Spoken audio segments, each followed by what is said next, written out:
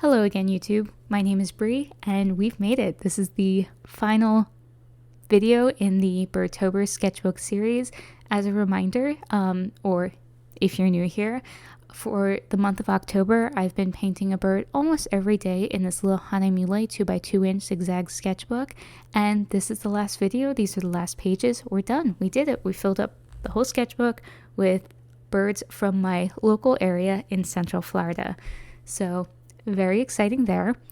I will admit up front, I'm not super thrilled with the birds in this section. I don't know if I just have fatigue in this little project or if I have fatigue in life because I'm exhausted.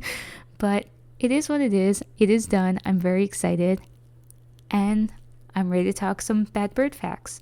So we start today's video with the fish crow. I mentioned the fish crow before. It is the bird I used, made a little sketch of for the card that's between the videos that announces what day I'm on. So I didn't think the fish crow or any crows in my area were quite common enough to really get a place in this video or in this series, but I have been seeing a ton of these lately. And if you know me, you know I love crows. I really do. And these guys in particular, yeah, they've been out in plentiful numbers lately. I should say they've been out in murders lately. It's Halloween month. I'm allowed to make bad puns. And that really wasn't a bad pun. That was just a statement. So yeah, if you didn't know, a group of crows is a murder. It's a murder of crows. And in fact, the fish crow populations, there are actually murders in Tampa and St. Pete that are up to 1,000 birds in number. So they get in pretty big groups. They're definitely not in that big a group here. But even last week when I went rollerblading, I saw maybe 8 or 9 of them. So not a huge group, but made me happy. So the other crow that is common to my area is called the American crow. And my area, I'm not sure how many of them I've actually seen, but they're listed as being here. They are actually really hard to differentiate between the fish crow and the American crow because they look very similar and they are very close in size. So I think it's one of those things, if you saw them side by side, you might be able to tell them apart. However, you could easily differentiate them by their calls. So the American crow makes the very common caw-caw that people associate with crows, but the fish crow makes a nuh-uh or uh-uh kind of noise. So it's quite different. And I don't know if this is true for all crows or just fish crows because I've been watching them a lot more, but they kind of squat and puff up when they make their noise. So they're kind of hilarious to watch. They get all kind of grumpy looking and small and poofy and yell at people. So otherwise, I thought this was interesting. Apparently, the American crow and the fish crow tend to go for the same general areas, but they don't share immediate habitats. And it's not really known if it's because they have competition and they fight each other for areas, or if there's just some defining feature that makes one bird have a preference for some habitats and not others, and they just don't crisscross. So they don't really live together, they don't hang out together, but they are in the same general areas, just they don't share habitats. So the second bird of this video kind of is a departure. So I said these are all birds from my local area, and every one of these birds up to this point is a bird that I can see just by going on a walk around my neighborhood. They're in that immediate of my area. But on Tuesday, I actually had to go into the office for the first time in quite some time. And while I'm a bit more inland, I work near the water, so I saw pelicans, and we have a lot of pelicans near work. It's the same county, it's my same general area, and I really wanted to paint one because they're very unique birds. And they're impressive. They're massive in scale, and yeah, I haven't painted a pelican before, so wanted to mix it up. So the brown pelican, they're huge. So I think the largest birds on this list so far have been 4.5 feet tall with a wingspan of 6 feet. The brown pelican's 4 feet tall with a wingspan of 7 feet, which pretty much makes them the largest bird I've painted here. I mean, granted, I'm painting them at 2 by 2 inches, so it's still a really tiny bird. But yeah, they're huge and they're quite big in mass as well. So if you're not familiar with pelicans, I didn't look up what it's called, but they have a cavity, a bag kind of under their mouth where they collect food. And typically there's 6 pelican species in the world, and of them, 5 of them, when they're ready to eat, they swim around and they just scoop up fish and water within that mouth sac thing. And yeah, that's how they collect their food. They just scoop it up. But the brown pelican is the one exception, and what they do is really similar to other birds of prey, where they circle above the water until they spot their prey, then they fold back their wings, dive in beak first, and catch their prey. So typically they fly about 10 to 20 feet above the water, so much lower than like an osprey or something. But yeah, they do the diving thing, which I hadn't noticed before, which is really cool. I would not want a bird that large diving at me, that's for sure. So the state of Louisiana is known as the Pelican State, but unfortunately, the brown pelicans in that state were harmed by the usage of DDTs in the 60s and 70s. I mentioned this before in one of the other bird videos about their populations being hurt by the use of DDTs, which have since been made illegal or obsolete. And yeah, they're not used anymore. The bird population's recovered. For whatever reason, though, in Florida, the brown pelican population was not reduced by the use of DDT. So I don't know if they just didn't happen to be in the same area as it was being used, or if there's just something unique about them that they weren't really impacted. But yeah, we still have plenty of brown pelicans left.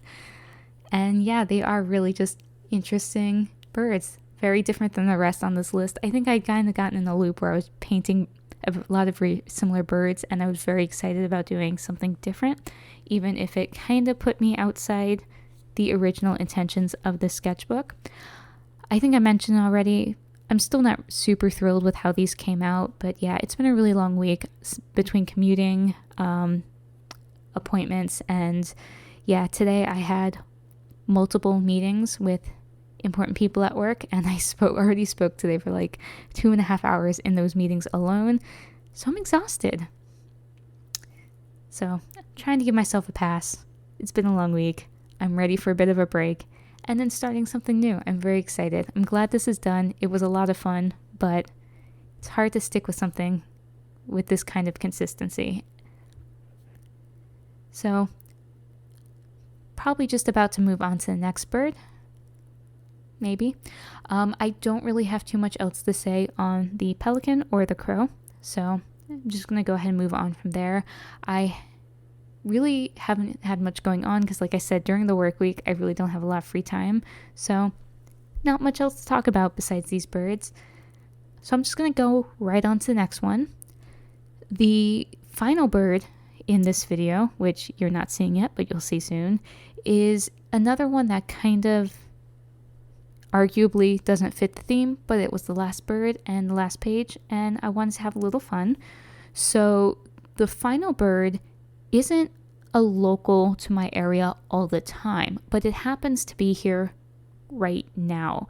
So the Crested Karakara is more of an inland bird. They tend to avoid the coastal areas, but for whatever reason in autumn, they tend to expand out a bit more, and it's every year people get excited, they post pictures, let people know when they saw them, and I've seen them a couple times already this year, like when I'm rollerblading.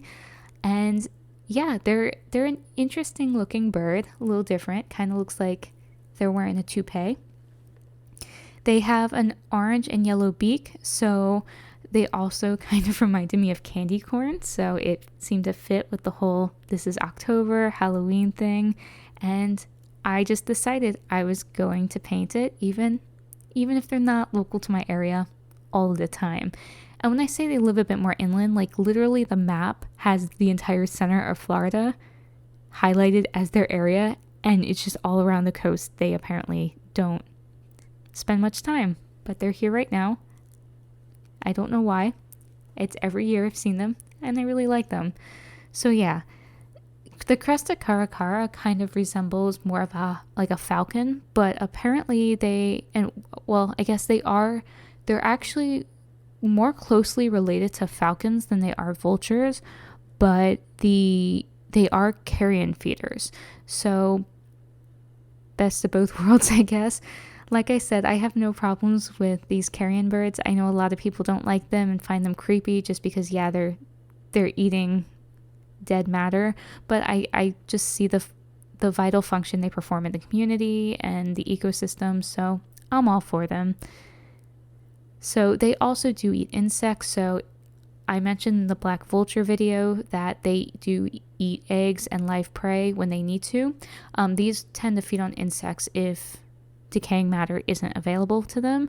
So apparently you could find them like in cow pastures flipping over cow patties looking for snacks. That's all really gross. Whatever, it's birds. It's life. Otherwise, apparently these birds are actually threatened in the state of Florida, but like their overall populations are fine. I guess our areas, their numbers have just gone down quite a bit because, like I said, they live in the center of the state, and Florida, especially in the center of the state, is known for its citrus industry. And the citrus industry really impacted their livable area. I don't know if that's why they occasionally come and spend time near us, or if that's just different areas for breeding or growing up. I really don't know because, like I said, the book doesn't even have them listed as being in my area. But yeah, citrus industry hurt their population, so that's pretty sad. Like I said, overall their populations are okay. It's just in this area that was unfortunately what happened.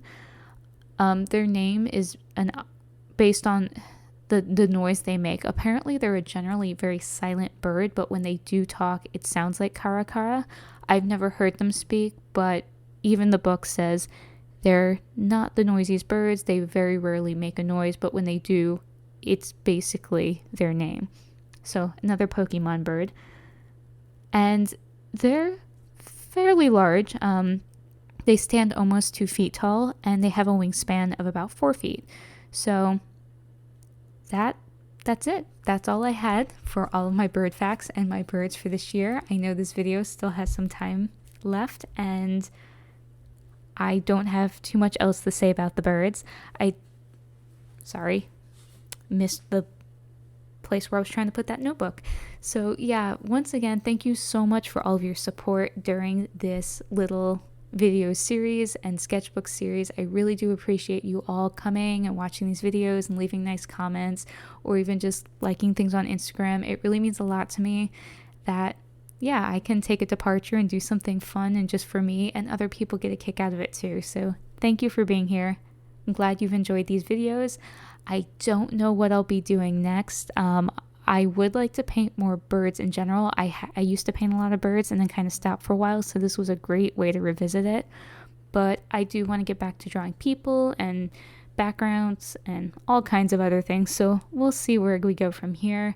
I do have a couple in progress paintings that I'd like to finish up, so I'll probably work on those and stay off of YouTube for the rest of the month, kind of take a break from doing all the video editing. I went from 2 videos a month to 7 this month, so I think I get a little break. There goes my voice again. And I will be back in the beginning of November with a new video, and I don't know what that will be yet, so stay tuned. Otherwise, I hope you are all doing wonderful. Have a really awesome Halloween and rest of your October month. If you're doing Inktober, if you've been keeping up with it, or another month-long challenge, whatever kind of October art challenges you've been doing, let me know. Let me know what you've been doing and how that's been going for you. These challenges are so hard to keep up with, so even if you just did a few days, congratulations, that's awesome. And don't feel bad about it if you had to drop. It's not worth your mental health to overcommit to these type of things. They're hard. It takes a lot of energy. But yeah, take care of yourselves, and I will see you again in November with to be determined content. Thanks again for being here. I didn't mention much on the supplies, but they're in the description below. And yeah, happy Halloween. Talk to you guys later. Take care of yourselves. Bye.